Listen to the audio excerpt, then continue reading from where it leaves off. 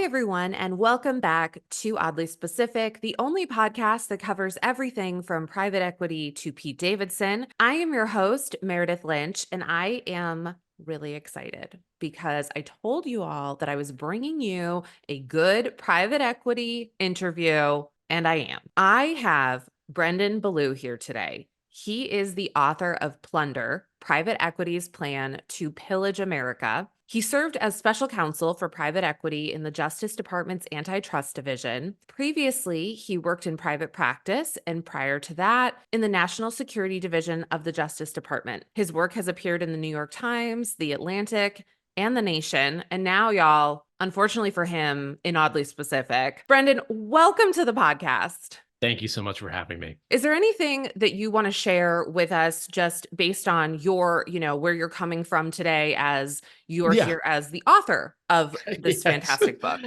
Thank you. So just to clarify, or to confirm, I am speaking in a personal capacity and not on behalf of the federal government. Thank you. We love a disclaimer here at Oddly Specific. So one of the first things that I often do when I invite folks on who are here to talk to me about private equity is I just ask them to explain what private equity is essentially, as if I was not even reading a Cliff's Notes, as if I was reading the back of a Cliff's Notes. Absolutely. It's a great question. And it's a question that I didn't know the answer to until I was several months into this project. So none of your listeners should feel bad for not knowing this off the top of their head. But very briefly, what private equity is a business model where a firm will buy up a company with a lot of debt. It will then try to make financial or operational changes to the company and try to flip that company for a profit a few years later. So it's a very simple idea, but for reasons that I'm sure you've been talking about on the show and that we'll talk about today, there are all sorts of ways that can go wrong, and it can hurt companies, it can hurt employees, it can hurt customers, it can hurt just about everybody except the private equity firms. Yeah. And one of the things that I often look at when I look at what is private equity versus venture capital or hedge fund is, to me, it's about the debt. That's what Gretchen Morgensen, friend of the pod, has taught us. And so could you just walk me through what that means? Because sometimes I'll just say it and then I'm like, what do I mean when I say that? It's about the debt. Sure. Well, and I'll make 2 points. One is you're exactly right. It is about the debt. So in a traditional private equity deal, what the industry would call a leveraged buyout, what they'll do is they'll buy up a business, but it's not like how you and I would, buy a new TV or, go grocery shopping generally, where you generally pay with cash, or even if you pay with a credit card, it's a credit card that you're responsible for paying back. With a private equity leveraged buyout, what happens is it's the company that's being bought.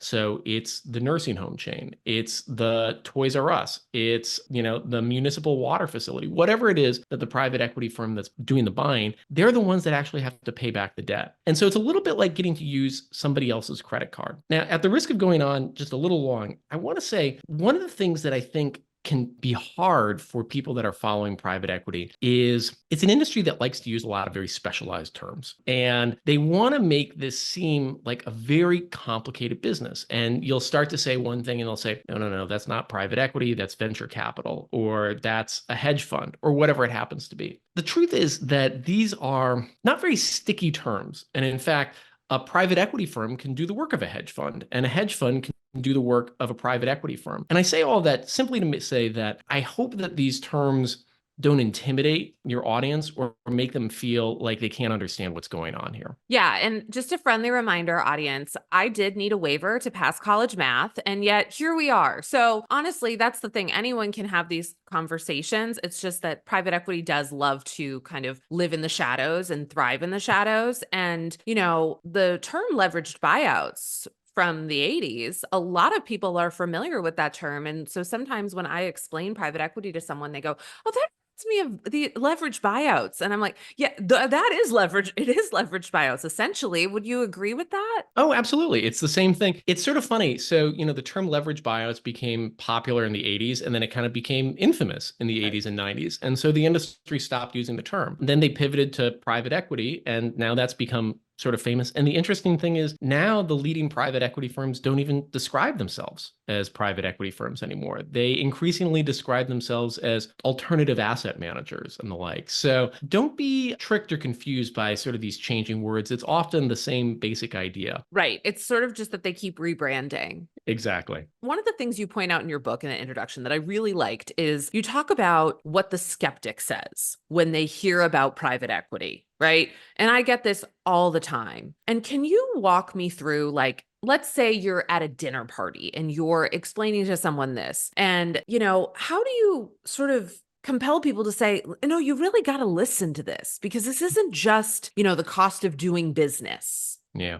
I think the most common criticism that I hear of sort of the book or sort of this general critique of private equity is some variation of saying, well, this is just capitalism. And they mean that either in a good way or in a bad way. That the people that run private equity firms are either sort of masters of the universe or they're evil geniuses. But one way or another, this is just how things are. What I try to tell people is this actually isn't an extreme form of capitalism. I would call it a perversion of capitalism, in that when the system is working, people make investment, people take risks, but people are ultimately held responsible for their actions. And because of the laws and regulations that we have around this industry, because of the use of debt, like we were just talking about, because of the fact that private equity firms are generally legally insulated from the actions of their portfolio companies, we have a system where private equity firms can benefit when things go well and then walk away when things don't go well. And so to go back to that sort of figurative person in a dinner party, what I try to tell them is this is a perversion of capitalism, and it's something that surrounds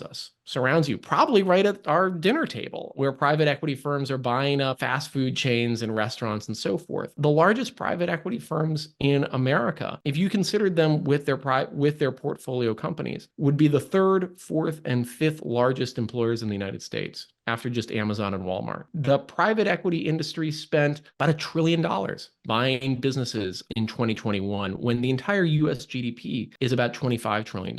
And so, I try to make clear to folks that this is an issue that's in many cases literally right in front of you. Yeah. And I think a lot of times when people realize that there are things that are happening in their own lives that are being affected by private equity. For example, you have a great example in your book about a company that is a cookie company and it gets acquired. And all of a sudden, like, the cookies don't taste as good. And so even, what people would say, oh, these are little things, but it's like, oh, why aren't the rolls as good at the dinner party? Well, it might be private equity and they've changed the recipe to make it a little bit cheaper. But there is this one example that I really can't get out of my head. I see it continuously coming up, and that is what is happening with private equity and nursing homes. And I think it is inevitable that so many of us either we might be in a nursing home someday, or a loved one might be in a nursing home someday. And so can you walk us through a little bit about how private equity has gotten into this business? And then, you have this great example of Manor Care in Carlisle, and I'd love to hear just what happened there. Sure. So private equity has been interested in the nursing home industry for many, many years. They have bought up, I believe, over 10,000 facilities. I could be misremembering that number, but it's a really attractive industry for private equity because it's one where there's a continuous cash flow, where a resident comes in and Medicare or Medicaid is paying for them to stay there every month. And it's also a kind of sticky business that once a resident is in a facility, oftentimes you can cut the quality of care, and it's hard to get that resident to change facilities. That was illustrated very vividly in the case that you allude to, which is HCR Manor Care. Manor Care was once the second largest nursing home chain in the United States. In 2007, I believe, it was bought up by the Carlyle Group. And Carlyle executed a lot of tactics that are pretty familiar for folks in the private equity industry. So they did something called the sale leaseback, where they required Manor Care to sell the real estate from some of its facilities and then lease it back to itself. So they now have to pay rent on something that they used to own. They reduced staffing, and as a result, health code complaints rose. And it got to the point where at least one resident died in an allegedly understaffed facility. She, as alleged, had to go to the bathroom by herself, hit her head on a bathroom fixture, and died of subdural hematoma. This matters legally because while the person died in a facility that was controlled by Manor Care was able to get the case against it dismissed by saying they were not the technical owners of the nursing home chain. Rather, they just advised a series of funds whose owners through several shell companies own the nursing home chain. And that was enough to get the case against Carlyle dismissed. And I think that's an important example because it shows how we have a sort of doctrine or a body of laws that allow private equity firms to escape responsibility for actions that they've taken. And that is a relatively new invention. It's something that's been invented, I would say, maybe in the last generation or two. So it isn't sort of baked into how our economy works. It's actually something that has happened in our lifetime or a little bit beyond that. So essentially, Carlisle will become the landlord of these places, and you are losing the investment that you have on, the actual building and land that you have that you might be able to borrow against. And that, Exactly. right. And to clarify, so they were selling the land to, I believe, a third party, not necessarily to Carlisle itself, but the result is exactly what you say, which is now the nursing home chain has to pay rent on something that it used to own, and now it doesn't have, like you said, that equity that it could borrow against in bad times. So it really is a tactic that can oftentimes hollow out a business. And now I know a skeptic might say, okay, well, what was the alternative option? In 2007, would Manor Care have just shuttered and then all of these people wouldn't have somewhere to live? Well, Manor Care did ultimately declare bankruptcy, after Carlisle bought it. But the important thing is it wasn't necessarily in financial distress before it was purchased by Carlisle. Now, we don't have access to the internal figures, but, Medicare and Medicaid have been around for a long time. Now, they change how they reimburse nursing home residents, and that was Carlisle's story about what ultimately sunk the business. But I'll just note that nursing homes remain a very attractive industry for private equity firms. And so it suggests that it may not be a problem that's inherent to the industry, but rather to how private equity firms buy and manage nursing home chains. And I'll just add one more thing to that. There's now, I think, probably a fairly famous study that suggests that private equity ownership of nursing home chains is responsible for an estimated 20,000 premature deaths over a 15-year period. And so that suggests that there really is something unique about private equity ownership of nursing home chains. Yes, we talk about that study often on this podcast. And, I've talked to friends who have been discerning what to do with their own family members. And they've said to me, Meredith, like, my only option is a private equity owned nursing home. And the other thing I would say is that it can be actually quite hard to figure out if this nursing home you're looking at is owned by private equity. So I really suggest people do your due diligence, like look at who owns it, but then you got to dig deeper, not just like if you see, one place, it might be within another company. Absolutely. I've talked with plaintiff side lawyers that represent families and residents who've been injured or died at nursing homes. And, they are professionals and they talk about how hard it is to figure out who owns these places. So I can imagine for your audience, it's going to be especially hard. One thing that I point them to is, look at sort of the reviews of nursing homes and so forth, but especially look at the recent reviews, because a lot of times what will happen is, you might have a good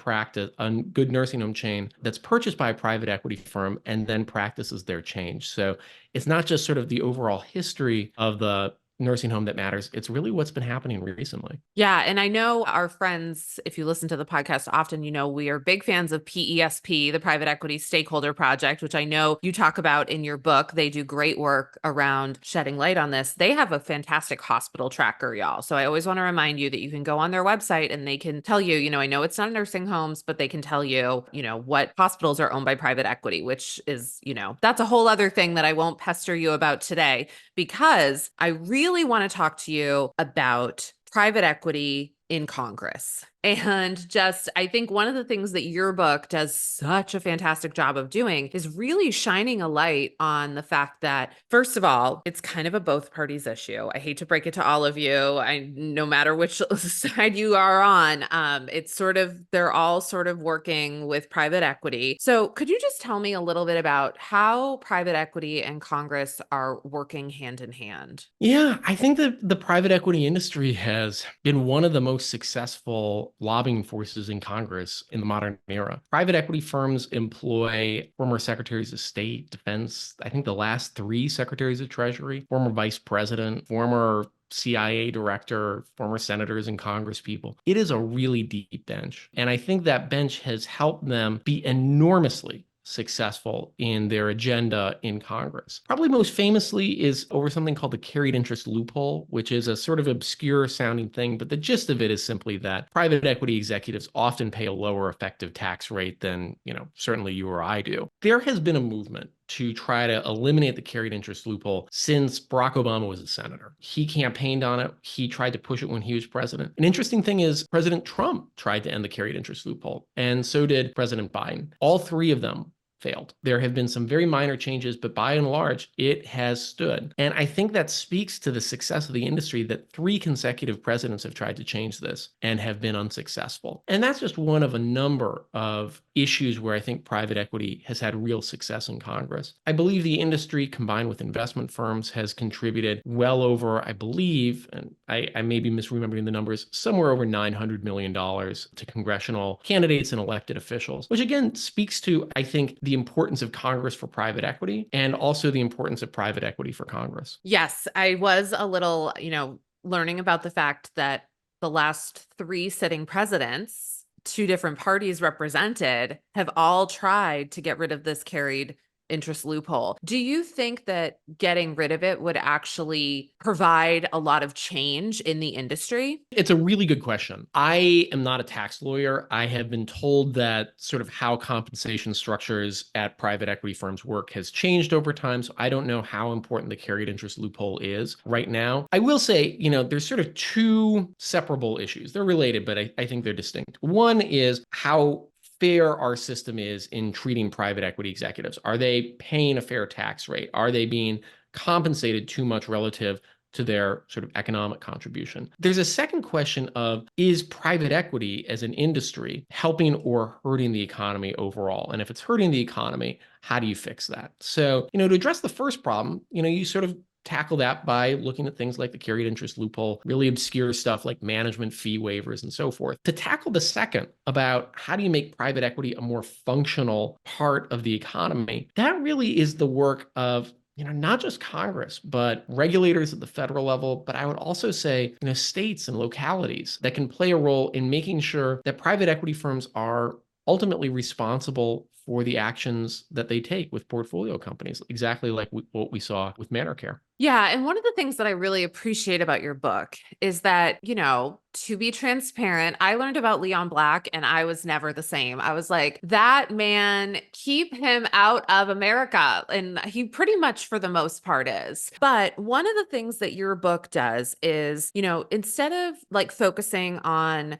the individuals, you look more at sort of where can we make the actual changes? Because, if you ask me, someone like a Leon Black, like you're never going to change him, right? Like, and he's not even technically in the industry anymore, although I would argue, allegedly, in my opinion, he probably still does something. But like, we're not going to change a Steven Schwarzman, who is, another one of these folks. He's at which Blackstone. Blackstone, Yep. right? So your sort of thought process is we got to work the change from Congress, and you make recommendations. So could you walk us through a little bit about how you see these changes happening? Sure. So why don't we talk about sort of what needs to happen and then how do we get there? So in terms of what needs to happen, I think that there are basically 3 problems with the private equity industry, and we've been talking about most of them, this reliance on debt that the portfolio companies have to pay back, this insulation from liability that Carlyle benefited from with ManorCare, and then one that we haven't talked about quite as much, which is our reliance on fees. So they're able to extract lots of fees from companies,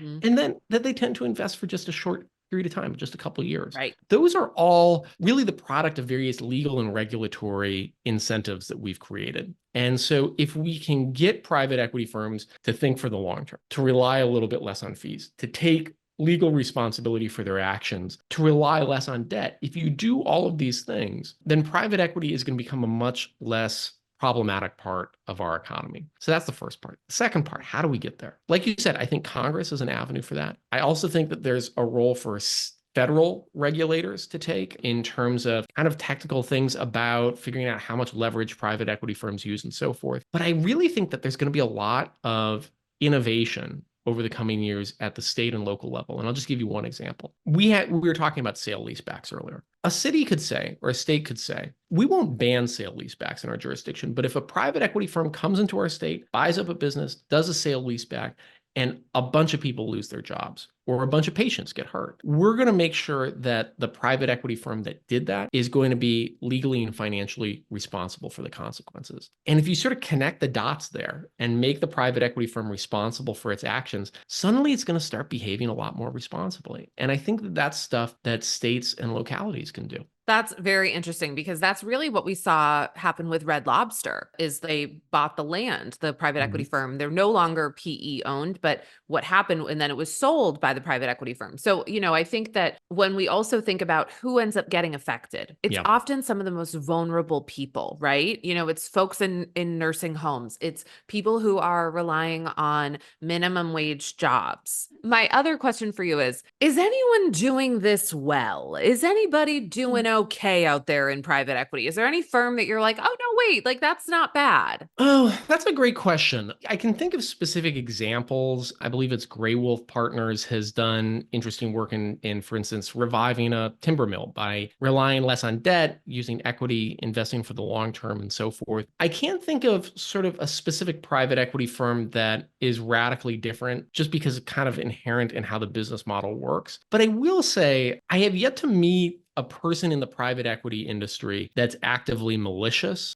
The average private equity executive that I've talked to, very friendly, very nice, take their kids to soccer practice, all that kind of stuff. The issue is that they're responding to the incentives that we've created in our laws and regulations. And until we can change those, they're going to act accordingly. Yeah. In fact, when we had on Carrie's son for her memoir, Private Equity, where she was the assistant to a billionaire private equity hedge fund founder, I said to her, were there ever conversations in the room of, like, how is this going to affect, like, the small town that we're doing this deal in? And she said, yes, there were. Like, there are those conversations, but, doesn't always end up being that the decision is made. But it did give me hope to think that that's actually a conversation in the room, because the way that I think about it, I look at this as like, you talk a lot in your book about the Gilded Age and how in some ways this is sort of our own Gilded Age of these people who are way up at the top. And I'm thinking, are they thinking of these folks who are, going to be affected? So it does give me hope to hear, about a private equity firm coming in and helping revitalize a town that relies on timber. I guess my last question for you, and maybe it should have been my first question for you, is just what made you want to write this book? Yeah, no, thank you for asking. It really, I got interested in private equity during quarantine, and just reading publicly in the news about acquisitions that were happening. There were all these firms that I hadn't heard of, ones that we've been talking about, Carlyle, Blackstone, and so forth. And so I just started reading about them, and it seemed like they were buying up the whole world. And so I wanted to learn what was going on. And I think that set me down this path. And so I think it's really interesting because it kind of goes back to, I think, a thread that you've had sort of throughout this conversation, which is this is an industry that touches every part of our economy. And if it's not structured correctly, it can kind of hurt every part of our economy or nearly every part. But if we can fix this, if we can figure out how to make the private equity industry less extractive, less destructive, then we can actually really improve how our entire economy, how our entire country works. And so in that sense, I'm very excited and very hopeful. I love that. I love that there is hope here. And that's one of the things that I think this book really does give to the reader is to look at really concrete, the things in Congress. We can make these changes, folks. Especially when we look at things like the Stop Wall Street Looting Act, which we had Senator Warren on, and she talked about that. And, so use your vote as you see fit. I'm not endorsing anyone. I'm just saying, think about where your candidates stand on these issues as well. And can folks go on and figure out how much money politicians have received from some of these private equity firms? Yeah, the website Open Secrets is a real national treasure, and you can look up specific donors, you can look up specific candidates and learn about both. Excellent. Brendan, where can folks find you? I'm a government employee, so I think I'm hard to find, but Good for you. probably the best way to keep in touch is read the book, but you can also find me online on Twitter. I'm extremely easy to chat with. Thank you so much for being here today, folks. The book is Plunder. It's fantastic. Brendan, you've been a fantastic guest. We hope we can have you back again. Thanks so much. Thank you.